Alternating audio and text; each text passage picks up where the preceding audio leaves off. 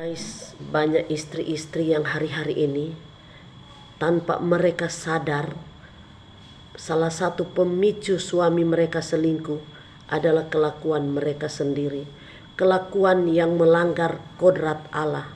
Kalau kita baca di dalam firman Tuhan di dalam Efesus 5 guys, di situ jelas dikatakan, hai istri-istri, tunduklah kepada suamimu. Dan di ayat selanjutnya, hai suami-suami, kasihilah istrimu. Jadi guys, ternyata kalau kita mau suami kita mengasihi kita, kalau kita mau suami setia kepada kita, terlebih dahulu kita harus tunduk kepada suami kita. Jangan kita pernah berharap kita akan mendapat suami yang mengasihi dan setia kepada kita apabila kita menjadi perempuan yang suka memerintah suami, apabila kita menjadi perempuan yang suka bertengkar dengan suami. Ketika suami bicara satu kata, malahan kita lebih banyak kata dari suami.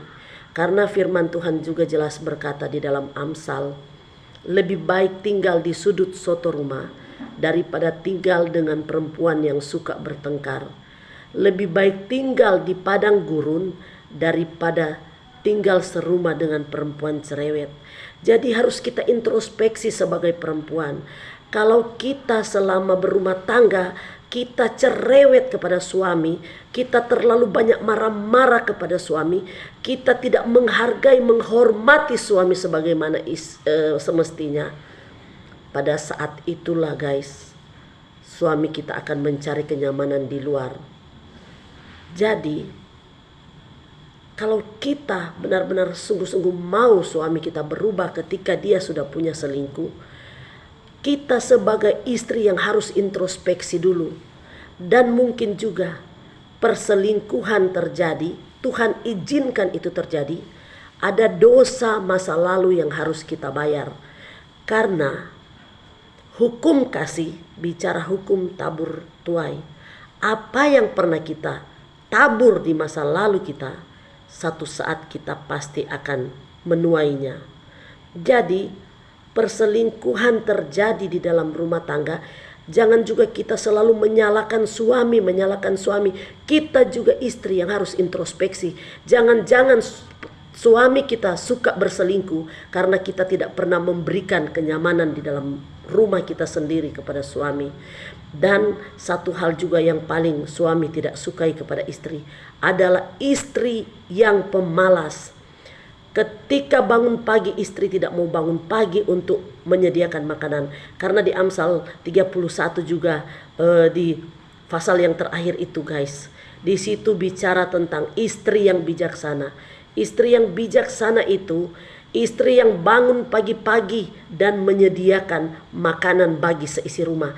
Jadi kalau istri pemalas, kalau istri segala sesuatu harus menyuruh suami, itu istri yang tidak bijaksana. Masalah dapur, masalah memasak, sekalipun suami harus tahu memasak, tapi jangan menyerahkan memasak itu kepada suami. Jadi guys, kita sebagai perempuan, kita introspeksi diri.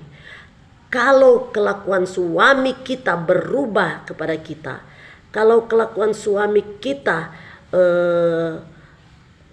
nakal atau suka berselingkuh, lebih dulu yang introspeksi adalah diri kita.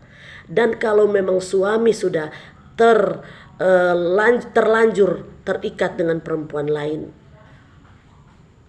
cara memenangkan dia bukan kita langsung mengintimidasi, bukan kita langsung marah-marah, bukan kita langsung menciptakan perang, perselisihan di dalam rumah. Tetapi kita menjadi bijaksana. Kita doakan suami kita. Kita minta kepada Tuhan, Tuhan ampuni suamiku. Apabila perselingkuhan suamiku karena pemicu adalah kelakuanku, aku juga minta ampun sebagai istri. Dan Tuhan, aku minta pulihkan rumah tanggaku Tuhan. Pulihkan, ampuni suamiku. Karena apa? Hai istri, Yang memenangkan suami kita adalah diri kita sendiri. Kelakuan kita sendiri yang akan memenangkan suami kita. Kalau kita sudah menjadi perempuan yang tunduk, yang dengar-dengaran kepada suami, perempuan yang rajin, perempuan yang selalu mendengar apa kata suami, perempuan yang tidak selalu menciptakan pertengkaran, percaya guys, suami pasti akan mengasihi kita.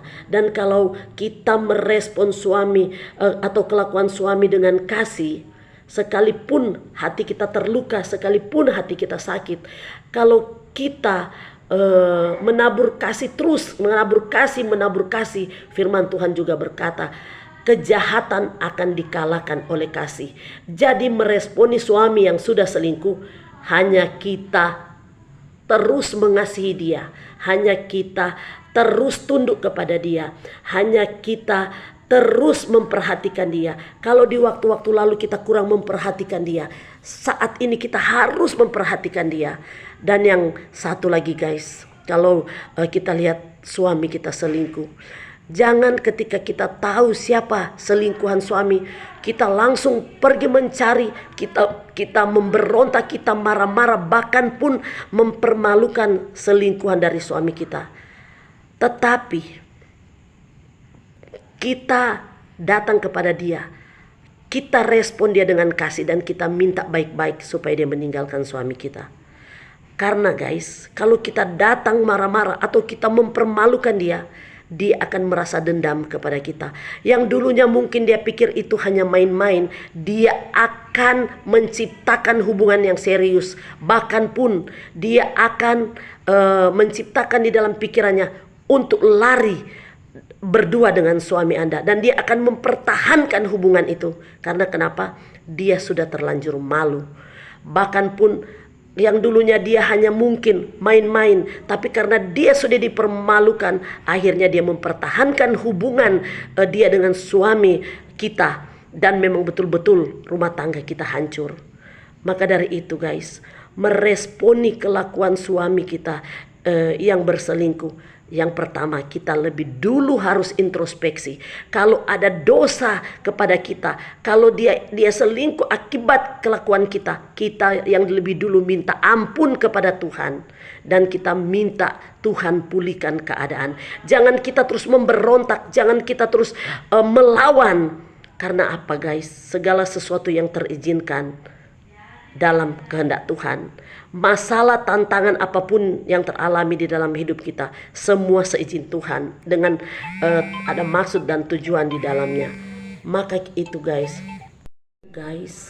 kalau kita benar-benar sadar apa yang terizinkan di dalam kehidupan rumah tangga itu atas seizin Tuhan, mungkin ada pembelajaran hidup yang akan Tuhan kerjakan lewat masalah kita.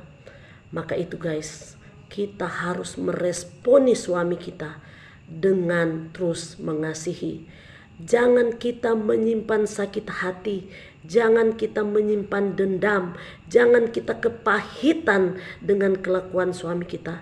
Tapi kita ambil keputusan untuk berusaha mengampuni suami kita. Kita lepaskan pengampunan kepada suami kita di hadapan Tuhan, dan kita berkata, Tuhan, aku mengampuni suamiku Tuhan. Sebagaimana juga Tuhan mengampuni aku juga mengampuni suamiku. Dan mulai menata kembali rumah tangga dengan benar. Mulai menjadi istri yang baik dan bijaksana. Jangan setiap kali ada masalah, ketika suami ajak perang, kita juga ikut-ikutan mau perang. Jadi kita harus mengalah, kita harus sabar meresponi kelakuan suami.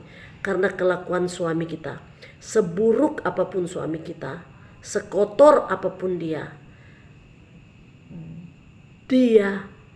sudah bersatu dengan kita. Bahkan pun firman Tuhan berkata, satu daging dan satu tubuh. Berarti kelakuan tidak benar suami, kitalah istri yang akan memenangkan dia. Cara kita memenangkan kelakuan suami yang jahat adalah kita terus menabur kasih. Kita terus mengampuni.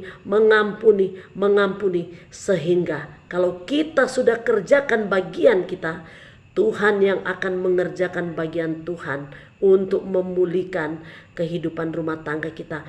Tuhan yang akan campur tangan, bergerak di hati suami kita untuk supaya suami kita bertobat. Karena kenapa guys? Kalau kita sudah berubah, kalau suami kita melihat kita sabar, kalau suami melihat kita begitu sangat mengerti, memahami akan dia manusia guys, dia punya hati nurani. Akan ada kesadaran di hati dia. Duh, kasihan istriku, ternyata kamu yang paling baik, ternyata kamu paling sabar, ternyata kamu mengasihi. Lewat apa yang suami lihat, yang dia rasakan, pada saat itulah dia mau berubah dan mau bertobat. Dan jangan juga kita, ketika kita lihat kelakuan suami banyak yang kurang, kita juga ikut-ikutan seperti dia. Dan banyak juga istri guys, ketika mereka lihat kelakuan suami mereka banyak tidak beresnya, istri juga ikut-ikutan tidak beres. Jangan guys. Tapi bagaimana caranya kita menjadi tiang doa untuk keluarga kita. Kita berdoa untuk pemulihan rumah tangga. Kita berdoa untuk keselamatan rumah tangga. Dan kita berdoa juga untuk kehidupan anak-anak kita. Tuhan berkati anak-anak kita.